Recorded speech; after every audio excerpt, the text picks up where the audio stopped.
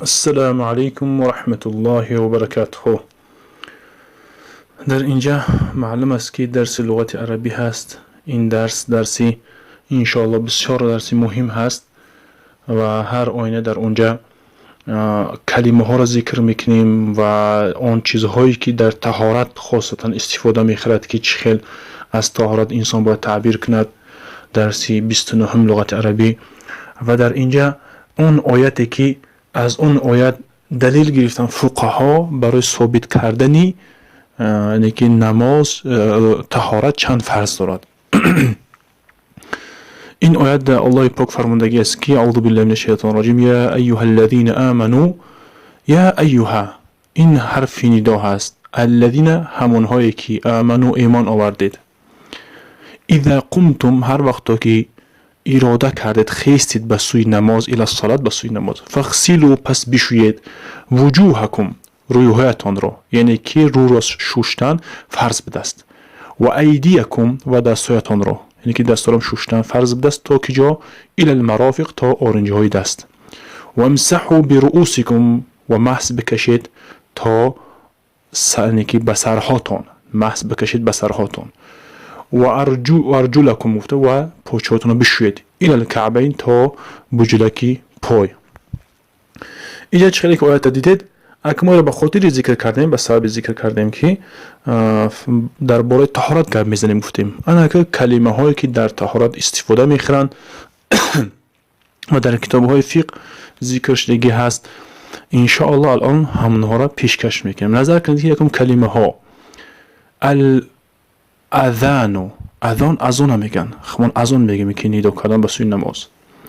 الصلاة هم میگن، صلات در لغت بگیرش دعا واری میشه، دعا معنیش دعا هست. الرسغین یعنی که رسغ گفته بندان دست میگن، بندان دست. المرفقین یکی مرفقین آرنجه های دست رو میگن. الکعبین بجلک پاچه رو که کعب میگن. بجلک همون جایی که مثلا که برآمدگی هست از استخوان کعبش میگن. تمضمضه گفته یعنی که دهنش را شوشت، مزمزه کرد، دهن رو شوشتن، غرغره کردن که شوشتن دهان بگیم که تمضمضه میگن. استنشق گفته بینیش رو شوشت، بگیم آب گرفت بود بینیش رو شوشت. مسح مس کشید، مثلا مس کشید به سرش یا اینکه به پوچه هاش اگر محسی داشت.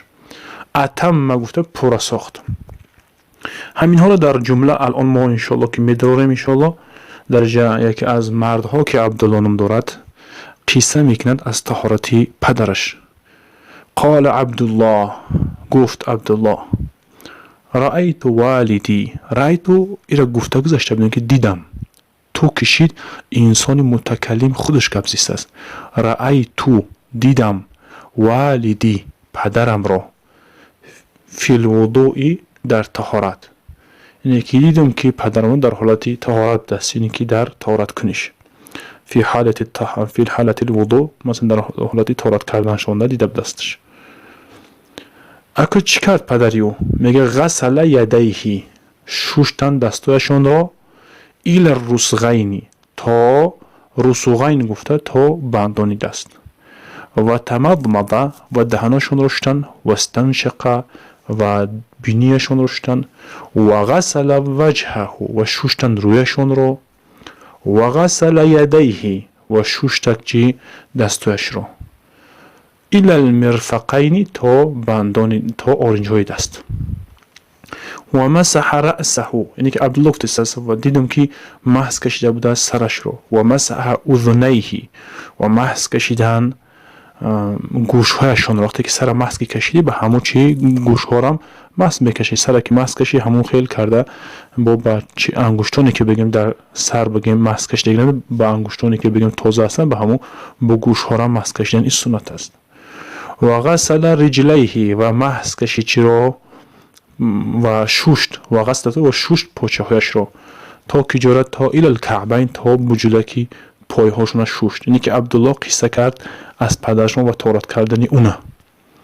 ثم ذهب الى المسجد لاداء الصلاة، بعد از آن رفتن به سوی مسجد برای ادا کردنی نماز.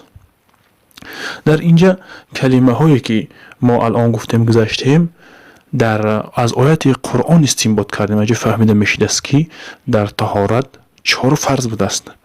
یکی شستن روی، دیگر که شستن دست، یکی مس کشیدن سر، دیگر که از شستن پایها. این مشهور است در نزد همه ما و شما که در طهارت 4 فرض است. و در سر مس کشیدن 4 یکی سرش، یکی سر به 4 تقسیم میشد و 4 یکی سرش مس کشیدن فرض است. اما پوره سر مس کشیدن این از سنت های طهارت است و هر جایش که نفهمه باشد و درس کوتاه هم که باشد مفید است. ان شاء الله استفاده میکنید در هر روزه و همون خاطر این کلمه ها را از یاد کردن و در جمله ها شما میتونید که استفاده کنید. چخیل یعنی که میتونید شما اون جمله دیگر بسازید. مثلا بگید که میتونه که بگید که میشم هر روز روی هم رو، مثلا اغتسل وجهی کل یوم، مثلا میشم روی رو هر روز، میتونه که خیلی جمله بسازید. یا که دیگر جمله هایی که خود شما خیلی که موافق و سبک و آسان باشد میتونه که کلمه ها درس های گذشته رو نظر کرده و اینها در جمله های دیگر میتونید شما داخل کنید. یعنی که بگید که من طهارت میکنم پیش از نماز رفتنم، انا اتوضا قبل ان اذهب که ان اخرج الى الصلاه. میتونه که خیلی جمله را بسازین. السلام علیکم و رحمت الله و برکاته.